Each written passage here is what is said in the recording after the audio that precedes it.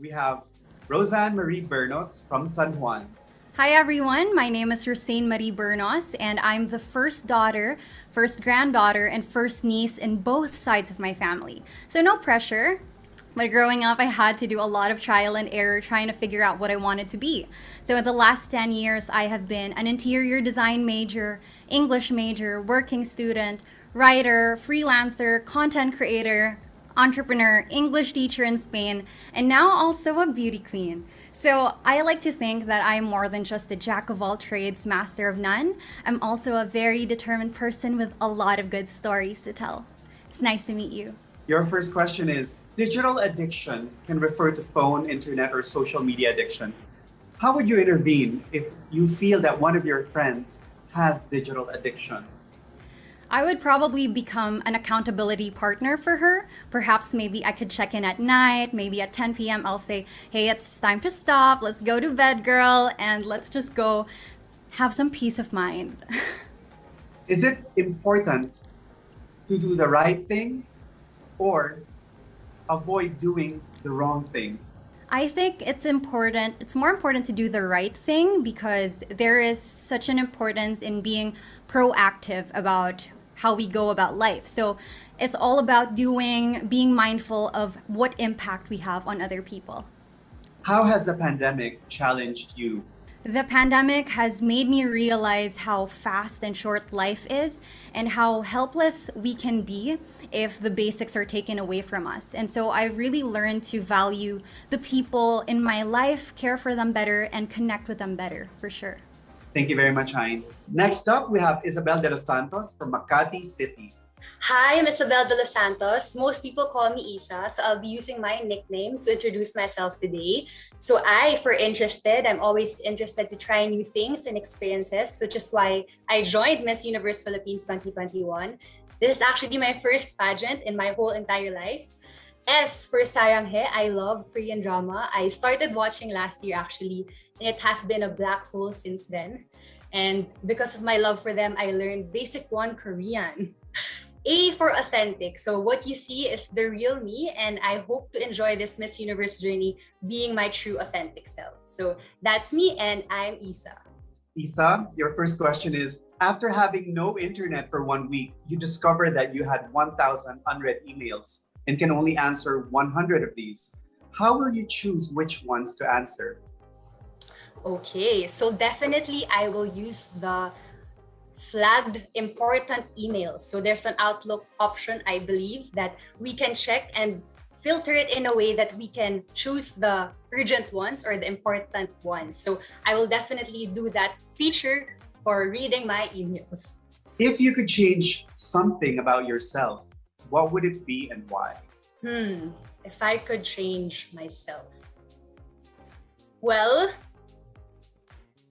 in terms of physicality, I know there are a lot of things to improve on, but I wouldn't want to change anything because, I want young girls to feel beautiful in their own skin, no matter what they are given. I just want young girls to feel inspired and empowered in their own skin. So I don't want to change anything about myself. Lastly, how has the pandemic challenged you? Okay, so the pandemic has challenged me to become a better and more strategic person, especially in the workplace. So as HR, I'm used to face-to-face assessments, interviews, and engagements. And of course, we had to adapt and learn new ways of working. So I had to, shift and pivot my work into the virtual format. So because of that, I became more resourceful and adaptable to the current situation. But yes, definitely everyone can relate that it has been. Thank you, Isa. Julia Rawad from Bukidnon.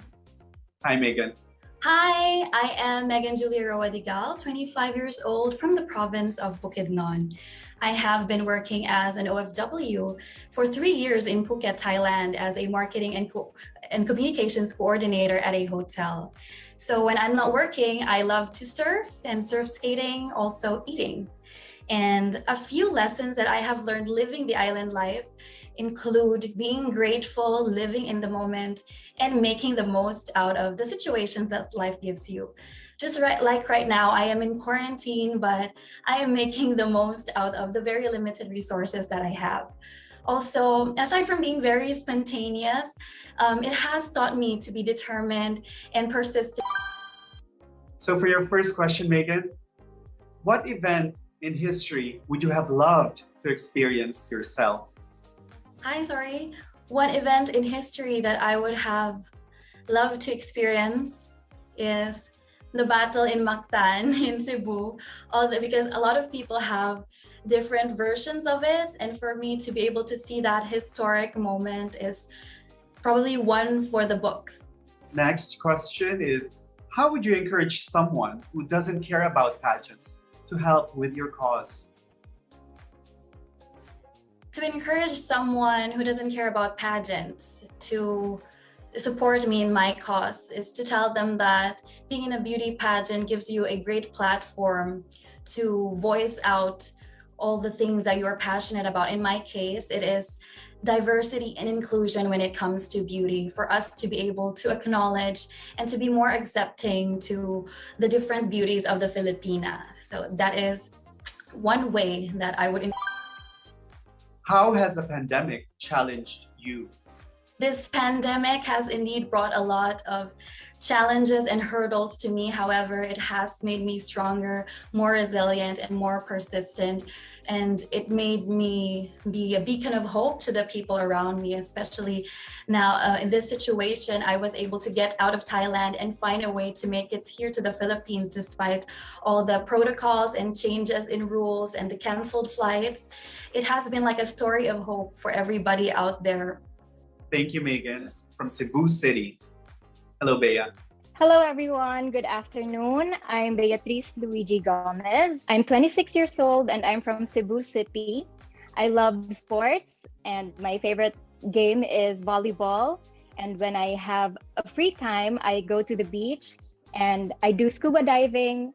And when I want to spice up my workouts, I do a few rounds of boxing, and I do most of these things with my girlfriend, Kate. We've been together for 6 years, going 7 in a few months. And in the height of the pandemic last year, we adopted a Pusang Pinoy and we named him after a chocolate bar. His name is Twix, and I'm very obsessed with my cat. Bea, if you had the opportunity to live for 200 years, would you do it? If I had the opportunity to live for 200 years, I would definitely do it. In just a few years' time, we try to crunch everything that we can to be able to do a lot of things and imagine the things that we can do if we live for 200 years. So I definitely will. Do you think that being a role model gives the people the right to know everything about your personal life? I believe they only need to see the goodness in me and not literally everything, especially not my personal life, but they just have to filter out the things that they can learn from. Lastly, how has the pandemic challenged you? The pandemic really did challenge, especially my mental health. In the past year and this year, I struggled a lot, and I wanted to overcome all of those weaknesses, especially my social anxiety. I had overcome it in Binibining, Cebu. And when we were in a lockdown, I was forced to retract from society again. And now I'm glad to be able to be in front of everyone again through Miss Universe Philippines. Thank you so much, Bea. Thank you. Nadine Bornilia from Marinduque. Hello, everyone. So a few things about me that aren't typically on paper is that I've actually done ballet, musical theater, and choral competitions when I was younger. I'm also raised by 2 gay men, so you can just imagine how ecstatic they are, knowing that their only daughter is very much interested in pageantry. And I also have a pageant sister actually in India, and she's also vying for her country's crown. So we're really, really hoping to see each other again on the international stage. Your first question is, do you think that today's youth are facing greater pressure than previous generations? If so, in what way? I think that today's youth is definitely experiencing much more pressure compared to other generations, especially with the advancement of social media, of technology, in like overall, because we're more exposed to the ideal standards that society put up as to how a person should be, and that's why I think that it's more difficult right now for us. Who do you think is the most influential Filipino today? I think that the most influential Filipino today is I still think it's Miss Pia Wurtzbach. Of course, I remember how she competed and she was very much persevering through it all. And I think that that's something that I really admire. It's something that every young girl admires from her. She taught me a lesson that I could apply in my everyday life, and that's to never give up on something that you really want. How has the pandemic challenged you? I think that the pandemic has definitely challenged everyone because it changed the way that we live our everyday lives. And so although it may have been challenging, I think that it's also refreshing because it gave us a new perspective as to how we can go about doing things.